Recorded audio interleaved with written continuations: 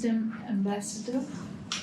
It is not just a region, Palestine, even the world is thrown into a very difficult situation right now.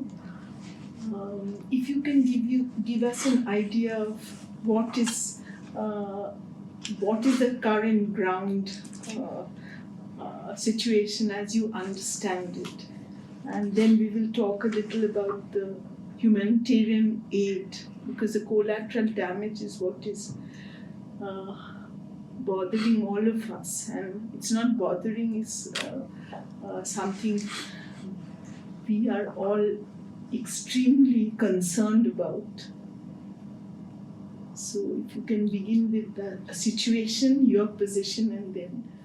And I think the situation is very clear now to the whole world. What's going on is we are facing very extreme government from the beginning of this year when they have formed this government. They attacked the Palestinian people. From the beginning, they have killed 260 people in West Bank before 7th of October. They have confiscated lots of land in West Bank. They are controlling C area. In West Bank, there is divided to A, B, and C area. A is the cities, the towns is B, and in between, which is 61% of West Bank, is controlled by the Israeli army. They can do whatever they want. They attack your field, they uproot your olive trees, they don't allow you to build even one room. If your family became bigger, they don't give you permission also to build if you ask. Why the settlers, their militias who armed settlers, attacking the people everywhere, defended by the occupation army, burning homes, killing people, and they are defended by the Israeli occupation army. Also, we won't forget what's going on Al-Aqsa Mosque. It is very sensitive, and they are pushing for religious war. This, let me say, what make maybe Hamas the reaction to start that. Now the situation, you can imagine 2.2 at least people living in an area 365 kilometers square, right? Most of them, the population in Gaza, it's big families. So most of the family are children, right? You can imagine this population, this number of people is out of water, out of electricity, out of fuel, out of food, out of oxygen. So the situation with, let me say, one of the most aggressive enemy in the world. Especially, they are covered by those countries who consider themselves human rights or democratic countries, from the United States to many of the European countries. And because of that, they are using their veto at the Security Council, right, not to make any ceasefire or to make any pressure against the Israelis. They free Netanyahu with Ben Gvir and Smotrich. Those are the other ministers with him, are the leader of the settlers, and who armed the settlers. No one talk about the Israelis militias who are killing the Palestinian people. While the Palestinian, if anyone do anything, the Israelis, the Western countries directly defend the Israelis. As the Israelis has blue blood, while the blood of the Palestinian is dirty water. This, what we see of this call themselves free people. I don't know if they still have the moral, if anything happened in Ukraine, to talk about Ukraine again. So after the bombing of Gaza, there's been as the reports that we are getting, there is a humanitarian crisis apart from collateral damage of civilian population. India has also sent aid. So how much of that has reached, whether it is reaching, if you could give us an idea on that. Look, the supply Gaza at the normal days, hundreds of trucks should enter in all things. Since they said that they have entered a few trucks to Gaza, till last night, I had the Hindu interview and I said 100. But when I asked, they told me only 78 trucks. Most of them are medicine. Let me say there is no food. But also that medicine with terms not to send any medicine to the hospitals in North Gaza. Right? So you can imagine 20 days without supplying Gaza. And we are expecting our hospital to be collapsed as soon as possible because there is no fuel.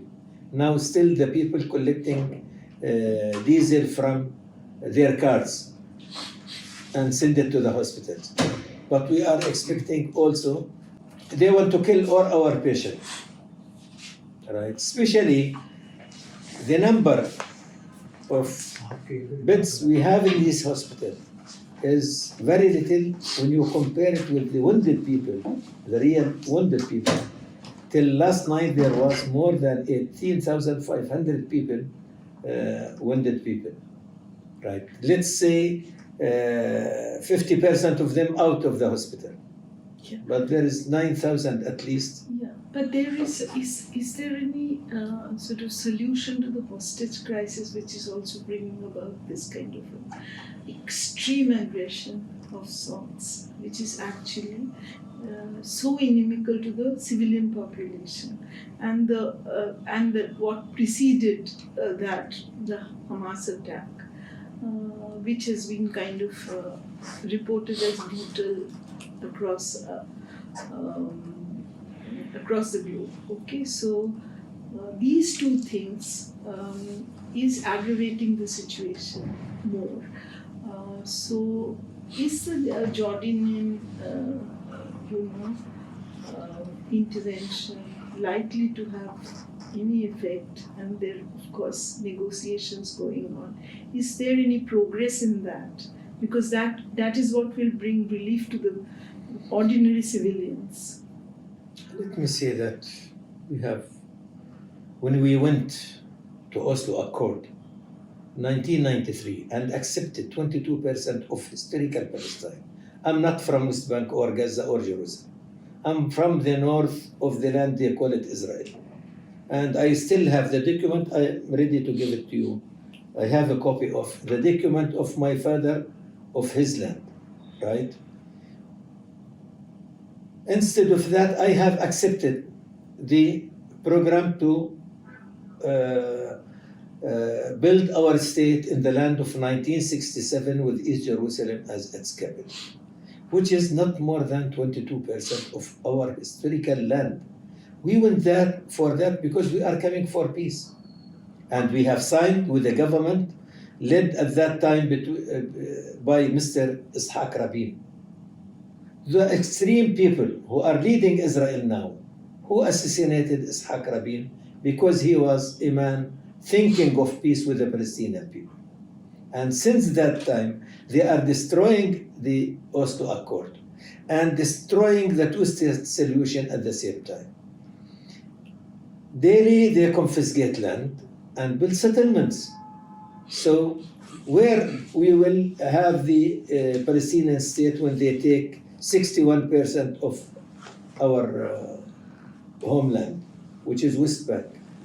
West Bank, it's not more than 6,200 with Gaza.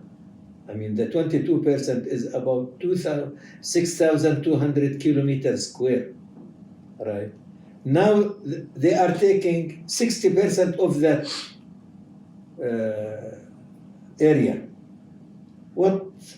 the Palestinian state will be. The problem, not the Palestinian side. And the problem also is the United States and the international community. Because if you leave it to this extreme government, there will never be peaceful solution. What they think is to evacuate people from West Bank and from Gaza, and yesterday in West Bank they threw papers calling people to leave West Bank to Jordan, and they're in new Nakba, which it means what has happened, the catastrophe in 1948 when they established Israel. A new Nakba in that paper is coming soon. Leave and keep your life away, leave West Bank. This is what the settlers are doing in West Bank. Right, so for us, we are ready for peace, but without a real pressure of the international community, this extreme government will never think of peace. They think of peace in one way: kill the Palestinian people or evacuate the Palestinian people. For them, the good Palestinian is the dead Palestinian. This is the government of Netanyahu and his coalition with Ben Gvir and Smotrich. How did Hamas think of this attack on October 7th? Did you see it coming? Because it caught everyone by surprise and it was unprecedented the way it happened. I think they have surprised everyone. I don't know if the Israelis have been surprised or not. I'm afraid that the Israelis have information and they want it to happen. I'm not sure of that. But let me say that, Israel have the server of the mobile and phones of Gaza. They have that program, Pegasus. They make a relation with countries to sell them that Pegasus. How they don't have information? So, but in any way, I think it's Hamas have done. It's part of the reaction of the Palestinian people are facing from this occupation. Right? We agree or not, at the end, we can hear some of the Western countries talk about peace process after this war, but they are not stopping the war. Also, they are leaving Netanyahu and his government. Maybe they will make ceasefire when there is no Palestinian people in Gaza. I don't know what they think. And if they think about the peace process now, because the situation is hot and when it's finished, they will forget again. But if they have done that and they did not go to the peace process and the Palestinian people did not get their rights and establish the two-state solution, I think it will be the last war. And maybe the next war is much worse than this war. So what about the hostage? Like ma'am said, that these hostages that Israel wants to be released, 4 have been released. Do you think that if they are released, that will lead to a ceasefire? And will that be done? What should people expect? I think Hamas, are they alive? Or Hamas is ready. We don't know because the bombing is everywhere. We don't know where they put these hostages. I think Hamas announced that they want to release 50 civilian people. But the situation is not helping.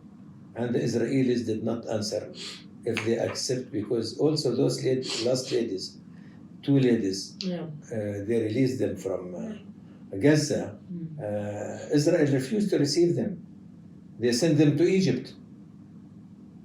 Right, the Egyptian who received those 2 ladies. So Hamas, I've heard that they want to leave 50 of the civilian hostages, and with releasing all the civilian people, not 50 only, if they have any civilian people to be released. Right? But at the same time, if you hear any official Israelis, they have never condemned attacking the civilian Palestinian people. None of them. Killing or whatever, they don't condemn the killing of the Palestinian people. Though those victims of the Holocaust are making this Holocaust to the Palestinian people. And so, where do you see the role of India with Palestine? Where do you think that is going to help? Yani, let me say that West Asia is very important for India. And stability in that area is very important for India. India also has good relation with both Palestinian and the Israelis. And I think Mr. Modi is respected for both and for many other leaders around the world.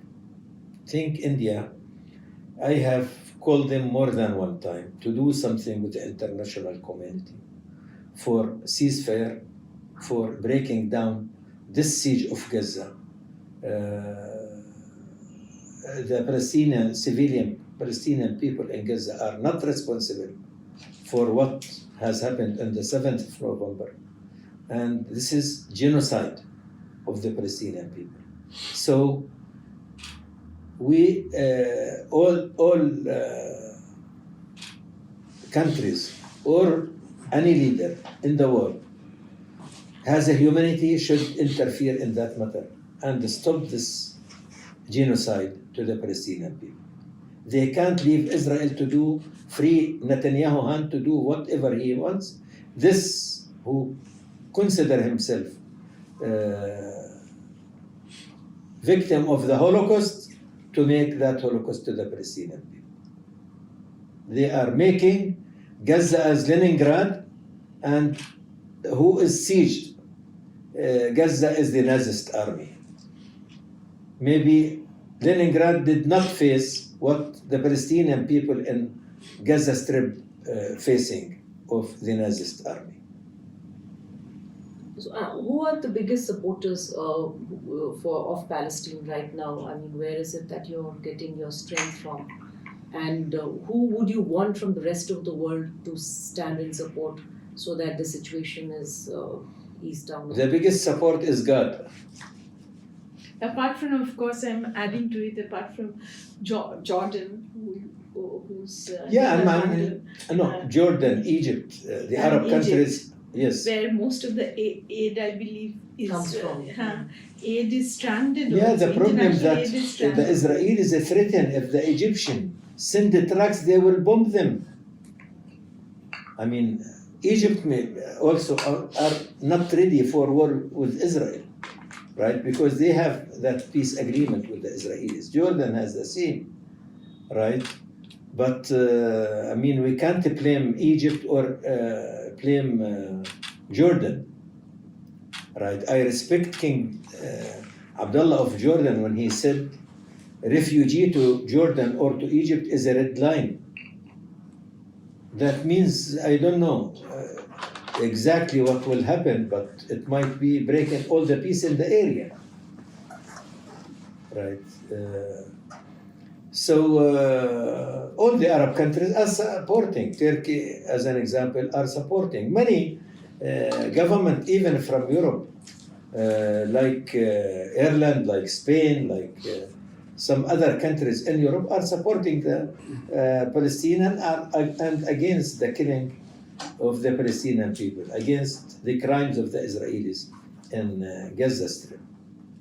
Right? But when it comes to Britain, Germany, Italy, France, United States, no, they are covering the crimes of these war crimes in Gaza by the Israelis. But they are also offering aid. All these countries that you named, how does... We don't know their aid. If they want to kill us, when we'll get the aid? In the grave? Where we will get that aid? Aid is in the port of Egypt or in the airport of Egypt.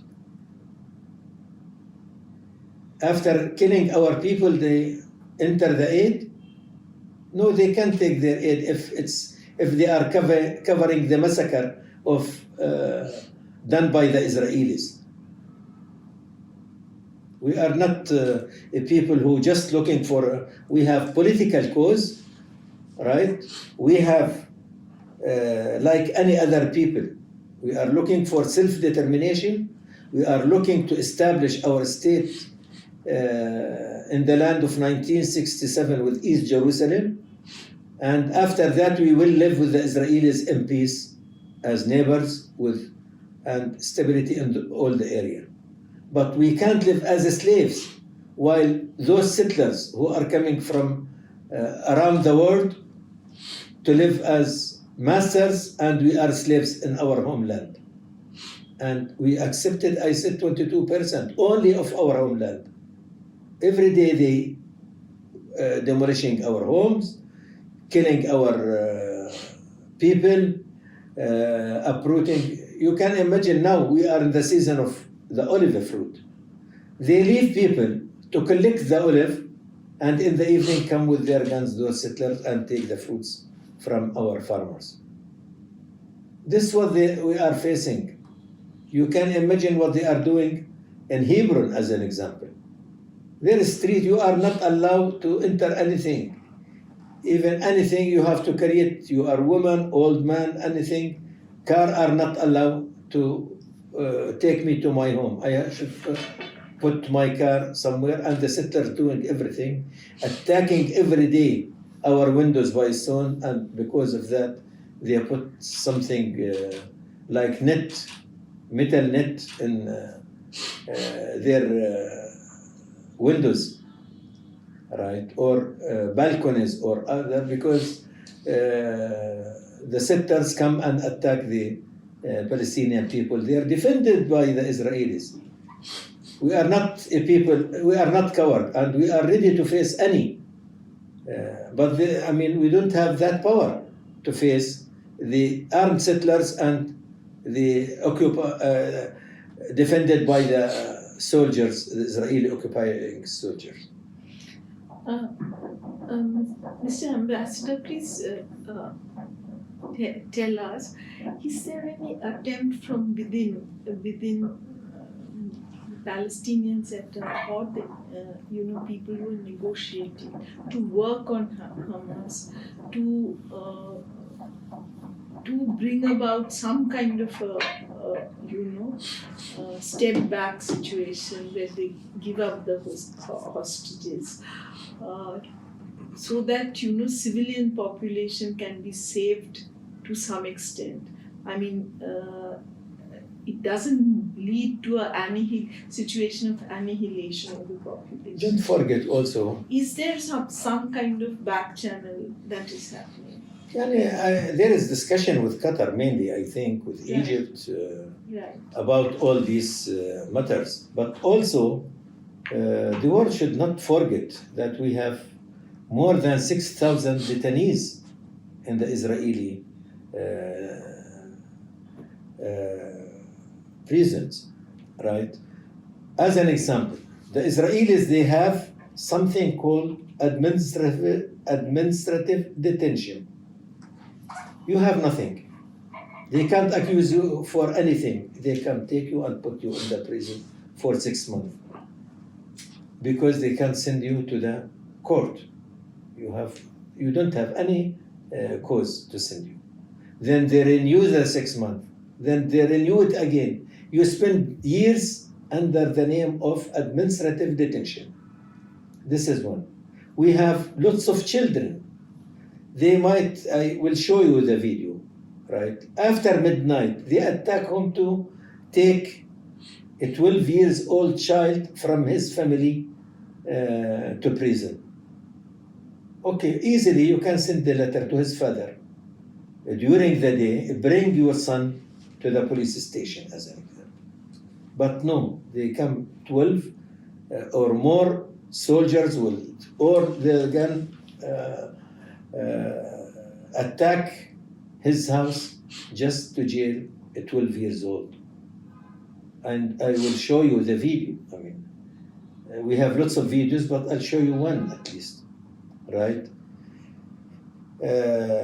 what about our detainees? Because the settlers might kill a Palestinian and really catch one. Of one of 100 crimes, they catch one. When they take him to the court, his sentence is 2 weeks. You are not allowed to go to West Bank. While the Palestinian, if he did anything against the Israelis, within a few hours they catch him, kill him or jail him. And if they jail him, his sentence is lifetime. Lifetime for the Israelis is not like any other countries. It's 100 years. So easily you can find a Palestinian detainees sentence is 400 years as an example. What about those people also? They should be released, I think. So is this, are you suggesting that there should be a swap, like these detainees come Yeah, back and the civilian people, look, the Israelis, most of our detainees are civilian people, right? We have more than 160 child, like this child. He might throw stone or so, right? And his sentence, you don't know how long for those children. We have more than 20 women for nothing also. But also, these countries who cried about their citizen, as an example, the majority of the Israelis have double citizen, right? And most of them are in the army. They are not civilian double citizen, right? I'm with releasing everyone and also releasing all our prisoners from the Israeli prisons. But we can't keep our detainees also forever in Israel. So are the hostages safe? I mean, these... God knows. You mean about in Hamas? In Hamas. We don't know because the bombing, they said about 50 have been killed of the bombing. I'm not sure about the truth, but I'm sure that they will do everything to keep them safe. But with this bombing, all are safe or not? No idea, sure, because no one knows where they are. So, how do you think this, do you think that this is going to escalate into a bigger war in the region, or do you think that the negotiations that are going on may just bring about a ceasefire? Hope. That is what I can see, that refrain coming again. No, I mean, for us, as I told you, we are looking for peace, right? And because of that, we hope that ceasefire is implemented as soon as possible.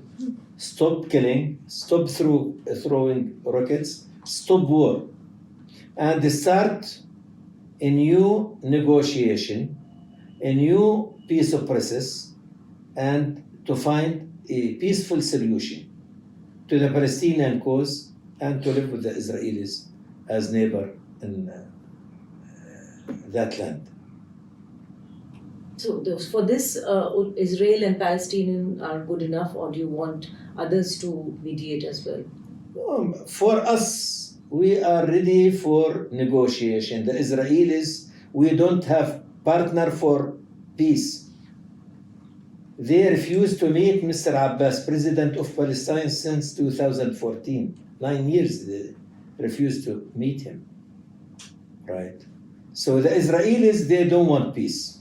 They want the land and peace at the same time, and they will never get it. They will never get it, right? Because our right for self-determination should be imposed.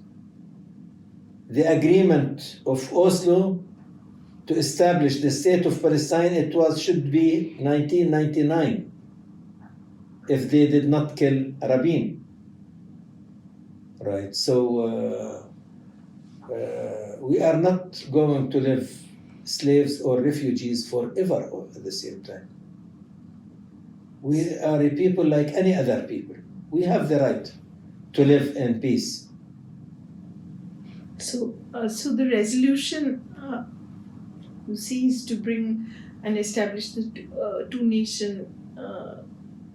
This is the most practical solution by the international community. If they want one state, we are ready. We are ready to live with the Israelis, with the Jewish in one state, in a democratic state. We're talking about elections. Yeah, free and fair. I mean, And equal citizenship rights, actually. That is what you are saying. Equal citizenship rights, right? Towards that. we are at the end one people, right? And this is the land it has been occupied. If the Israelis are thinking of peace and live with the Palestinians as neighbors, there is no problem. Even if this part in this side or this side, we can connect it by tunnel, by bridge, by whatever they want, and it has been suggested before. It was during Rabin time, one way you are, take the bus as an example, or car from Gaza to certain time in West Bank, you are not allowed to go right or left in the land of Israel. It has been like that. They can make it a bridge, they can make it autostrad, highway, whatever, right? And connect it if they think of peace and to live with their neighbor in peace, but they are not. I'm telling you, they are not. Especially now with this weak government, because any one of those leaders of the settlers leave the government will collapse. Any one of them. It's 61. Anyone he has 4 Right. members of the Knesset leave the government, it will be collapsed. So Netanyahu is captured by these extreme people. And hope will find peace. International community should not forget, not talk about peace now because the situation is hot, and forget when the war is finished.